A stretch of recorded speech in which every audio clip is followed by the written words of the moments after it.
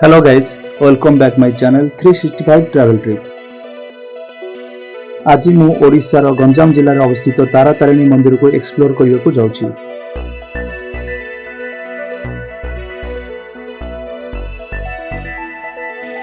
जहाँकि ब्रह्मपुर ठारू 54 किलोमीटर एवं भुवनेश्वर ठारू 130 किलोमीटर दूर रे ऋषिकुल्या नदी कूलर कुमारी पर्वत उपर अवस्थित।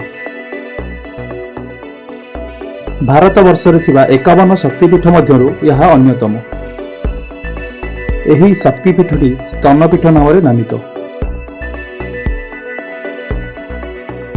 किंवदंती अनुजाई एठारे मां आदि शक्ति स्तन जुगल पड़िथिला। सेथिपई एठारे मां दुईटी स्तन आकृतिर मूर्ति तारा एवं तारिणी दुई भौणी रूप में पूजा पाउछंती।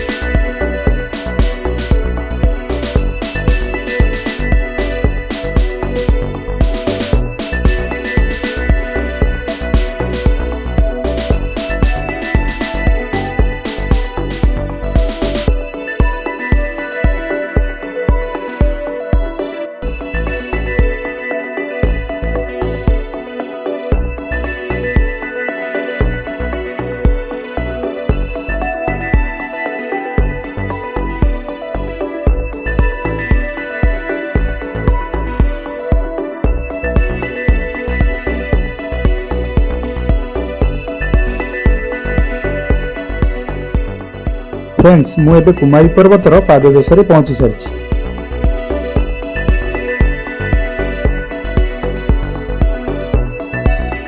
एही रास्ताटी हेउछि पादचला रास्ता।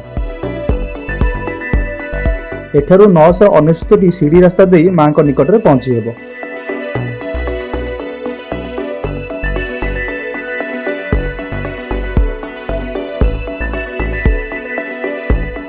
आउ एक नूतन रास्ता मां को निकट को जाई अछि। मु सेही नूतन रास्ता रे जीवी।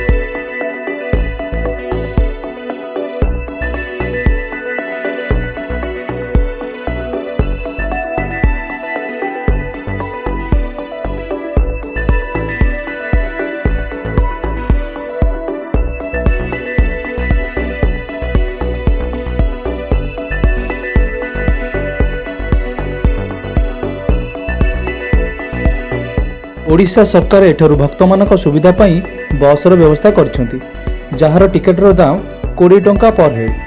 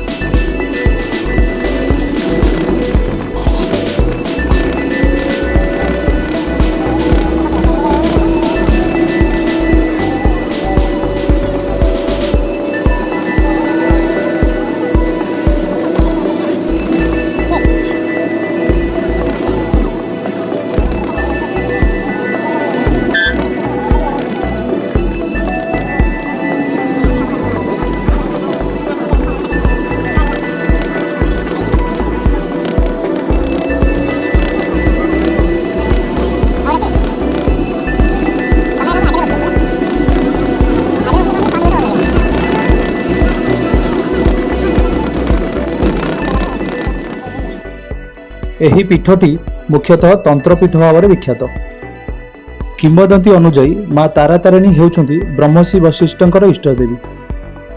ଥରେ ବଶିଷ୍ଠ ଏକ ଅଭିପ୍ସା ପୂରଣ ପାଇଁ ଦେବୀଦ୍ୱୟଙ୍କୁ ଆବାହନ କଲେ, ହେଲେ ଦେବୀଦ୍ୱୟ ଏଥିପ୍ରତି ଉଦାସୀନତା ଦେଖାଇଲେ। ଫଳରେ ବ୍ରହ୍ମର୍ଷି ରୁଷ୍ଟ ହୋଇ ଦେବୀଦ୍ୱୟଙ୍କୁ ଅପୂଜା ରହିବାକୁ ଅଭିଶାପ ଦେଇଥିଲେ। କିନ୍ତୁ ଦେବୀଦ୍ୱୟ ଏଥିପାଇଁ ଅନୁତାପ କରିବାରୁ ବଶିଷ୍ଠ ଶାନ୍ତ ହେଲେ ଏବଂ କହିଲେ, କଳିଯୁଗର ମଧ୍ୟଭାଗରେ ତାଙ୍କର ଜ୍ୟେଷ୍ଠ ଭଗ୍ନୀ ଋଷିକୁଲ୍ୟା ନଦୀ ତୀରରେ ମୋର ମାନସ ପୁତ୍ର ପଶୁ ପ୍ରହ୍ଲାଦଙ୍କ ଘରେ ତୁମେ ଦୁଇ କିଛି ଦିନ ଲାଳିତ ପାଳିତ ହେବା ପରେ ତାରାତାରିଣୀ ପର୍ବତର ଶେଷ ଦେଶରେ ପୂଜା ପାଇବ ଏବଂ ଶାପମୁକ୍ତ ହେବ। ସେହିଦିନ ଠାରୁ ମା ତାରାତାରିଣୀ ପର୍ବତର ଶିଖରରେ ରହିଲେ ଏବଂ ତାରାତାରିଣୀ ରୂପରେ ପୂଜିତ ହେଲେ।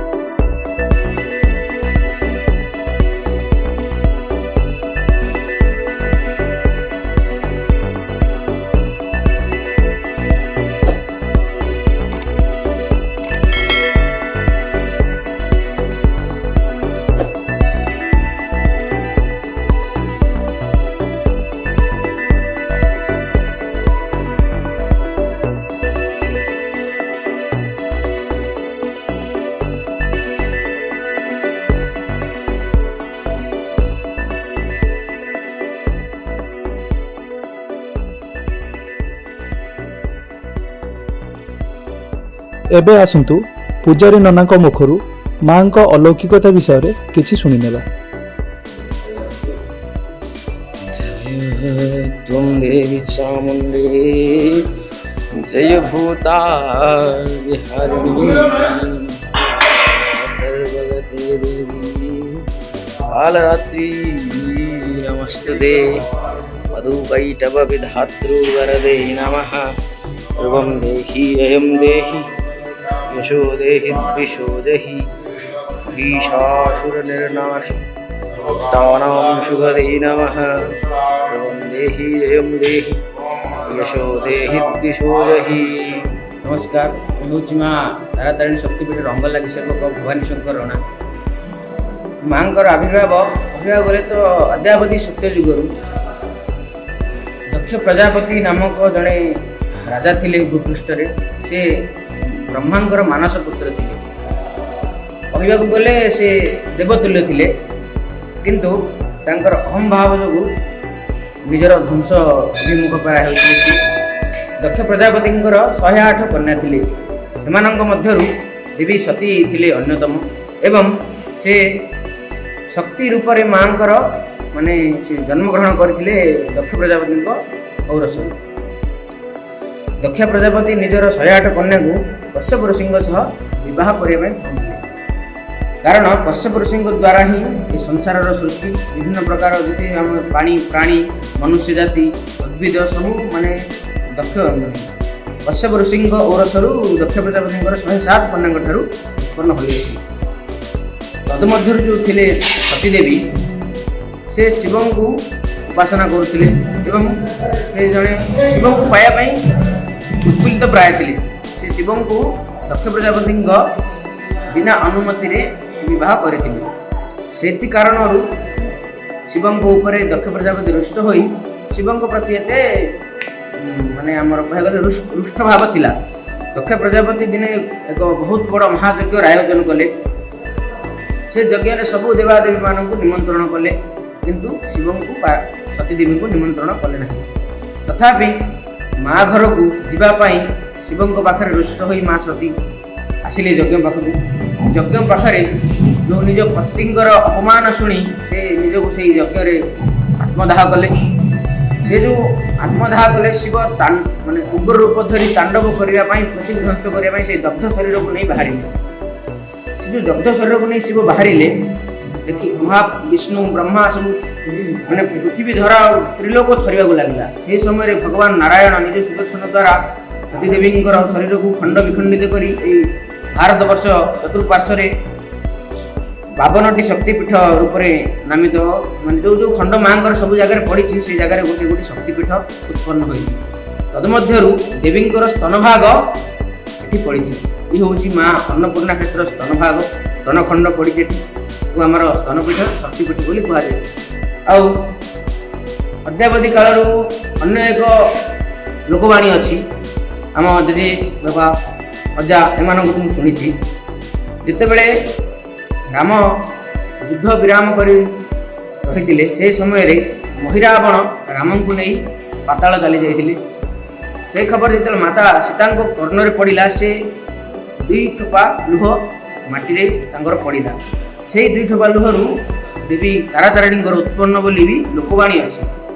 ତଥାପି କିନ୍ତୁ ଆମେ ଯଦି ଶାସ୍ତ୍ର, ଧର୍ମଗ୍ରନ୍ଥ ଏଗୁଡ଼ାକୁ ସବୁ ଦେଖିବା, ପ୍ରାୟ ପାଖାପାଖି ସମନ୍ୱୟ ଭାବ ଅଛି। ଯେଉଁ ଆମର ଅଛି ଲୋକପ୍ରଥା ଅଛି, ନାନା ମୁନିଙ୍କର ନାନା ମତ, ସେହିପରି ଭାବରେ ମାଆଙ୍କର ଶକ୍ତିପୀଠ। ପ୍ରତ୍ୟେକ ଦିନ ମାଆଙ୍କର ସକାଳୁ 4:30ଟାରୁ ମଙ୍ଗଳ ଆଳତି ହୁଏ। ମଙ୍ଗଳ ଆଳତି ପରେ ମଇଲମ ଲାଗି ପରେ ମାଆଙ୍କର ସ୍ନାନ, ତାପରେ ପୁଣି ଆରତି, ସକାଳର ଧୂପ ପ୍ରସାଦ, ଖିଚୁଡ଼ି ଅନ୍ନ ପ୍ରସାଦ, ପୁଣି ମାଆଙ୍କର 12:30 ପର୍ଯ୍ୟନ୍ତର ଭକ୍ତଙ୍କର ସମାଗମ ଦର୍ଶନ। 12:30ରେ ମାଆଙ୍କର ରାଜଭୋଗ, ଅନ୍ନ ପ୍ରସାଦ ଇତ୍ୟାଦି ପଞ୍ଚବ୍ୟଞ୍ଜନ ଆଦି ଭୋଗ ଲାଗେ ମାଆଙ୍କ ପାଖରେ। ଅନ୍ନ, ଡାଲି, ତରକାରୀ, ଖଟା, କ୍ଷୀରି, ପୁଳି ଇତ୍ୟାଦି ଭୋଗ ମାଆଙ୍କର ଲାଗେ। ସେହି ସମୟରେ 12:30ରୁ 2ଟା ପର୍ଯ୍ୟନ୍ତ ମାଆଙ୍କର ବିରାମ ହୁଏ। ପୁଣି 2ଟାରେ ଭକ୍ତମାନଙ୍କର ଦର୍ଶନ ଆରମ୍ଭ ହୁଏ 5:30 ପର୍ଯ୍ୟନ୍ତ। 5:30ରେ ପୁଣି ମାଆଙ୍କର ମଇଲମ ଲାଗି, ସନ୍ଧ୍ୟା ଧୂପ, ସ୍ନାନ, ଆରତି ଇତ୍ୟାଦି ସନ୍ଧ୍ୟାର ଇଏ କାମ। ପୁଣି ମାଆଙ୍କର ଭକ୍ତମାନଙ୍କର ଦର୍ଶନ 8ଟା ପର୍ଯ୍ୟନ୍ତ ଚାଲେ। 8ଟାରେ ମାଆଙ୍କର ପୁଣି ରାତ୍ରିକର ଅନ୍ନପ୍ରସାଦ, ଅନ୍ନ, ଡାଲମା, ଖଟା ଇତ୍ୟାଦି। ତାପରେ 10 ମିନିଟ୍ର ବିରାମ ପରେ ମାଆଙ୍କର ବଡ଼ ସିଙ୍ଗାର ଭୋଗ ହୁଏ। ସେଥିରେ ବି ମାଆଙ୍କର କ୍ଷୀରି, ପୁଳି, ବାଲସା, ବଲ୍ଲଭ, ରସଗୋଲା ଇତ୍ୟାଦି ବଡ଼ ସିଙ୍ଗାର ଭୋଗ ହୁଏ। ତାପରେ ମାଆଙ୍କର ପହଡ଼ ଲାଗି ହୁଏ ଏବଂ ମା ନିଦ୍ରା ଯାଆନ୍ତି। ମାଆଙ୍କର ଏଠି ବିଶେଷ ପର୍ବପର୍ବାଣୀ କ'ଣ? ମାଆଙ୍କର ବିଶେଷ ପର୍ବପର୍ବାଣୀ କହିବାକୁ ଗଲେ ଏଠି ଆମର ଅଶ୍ୱିନ ମାସର 16 ଦିନ ପୂଜା। ଆପଣ ଜାଣିଥିବେ, ଏବେ ବିଗତ ବର୍ଷ 2020ରେ ମାଆଙ୍କର ଯୋଡ଼ାସନ ପଡ଼ିଥିଲା, ଯେଉଁଥିରେ କି 51 ଦିନ ମାଆଙ୍କର ପୂଜା ଚାଲିଥିଲା। ଆଉ ଅନ୍ୟ ବର୍ଷମାନଙ୍କରେ ଯେଉଁ ବର୍ଷ ଗୋଟିଏ ଅଶ୍ୱିନ ମାସ ପଡ଼େ, ସେ ବର୍ଷ 16 ଦିନ ପୂଜା ହୁଏ। ଏବଂ ମାଆଙ୍କର ଚୈତ୍ରପାଳି 4 ମଙ୍ଗଳବାର, ଏବଂ ଚୈତ୍ର ମାସରେ ବାସନ୍ତିକ ନବଦୁର୍ଗା ପୂଜା। ଏବଂ ଯେଉଁଭଳି ଆମର ଜଗନ୍ନାଥ ରୀତିନୀତିରେ ଚାଲିଛି, ମହାପ୍ରଭୁ ଜଗନ୍ନାଥଙ୍କର ରୀତିନୀତି ଚାଲିଛି, ସେମିତି ପ୍ରତ୍ୟେକ ଅମାବାସ୍ୟା, ସଂକ୍ରାନ୍ତି ଇତ୍ୟାଦି ମାନଙ୍କରେ ମାଆଙ୍କର ନୀତିକାନ୍ତି।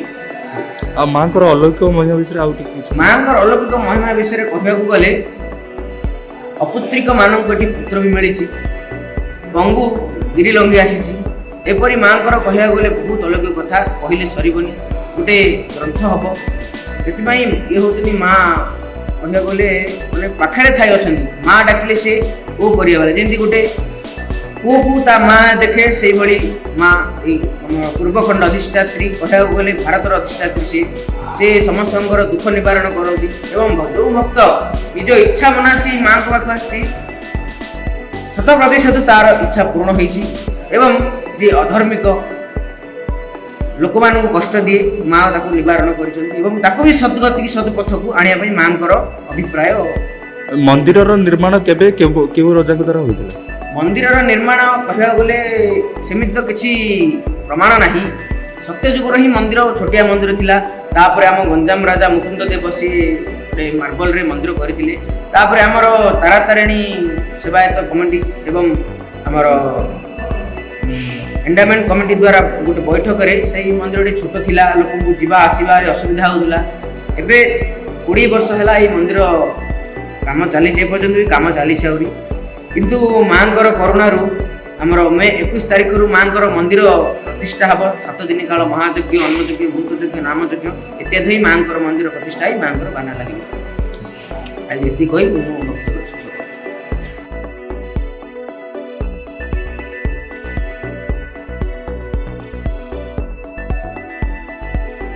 ପୂର୍ବରୁ ଏହି ପୀଠରେ ବଳି ପ୍ରଥାର ପ୍ରଚଳନ ଥିଲା। କାଳକ୍ରମେ ଏବେ ଏଠାରେ ବଳି ନିଷେଧ, କିନ୍ତୁ ମାଙ୍କ ନିକଟରେ ଆମିଷ ଭୋଗ ଏବଂ ପଇଡ଼ ପାଣିକୁ ମଦ୍ୟପ୍ରସାଦ ରୂପେ ଅର୍ପଣ କରାଯାଏ। ମନ୍ଦିରର ପାର୍ଶ୍ୱଦେବୀ ଭାବରେ 10 ମହାବିଦ୍ୟା ବିରାଜମାନ।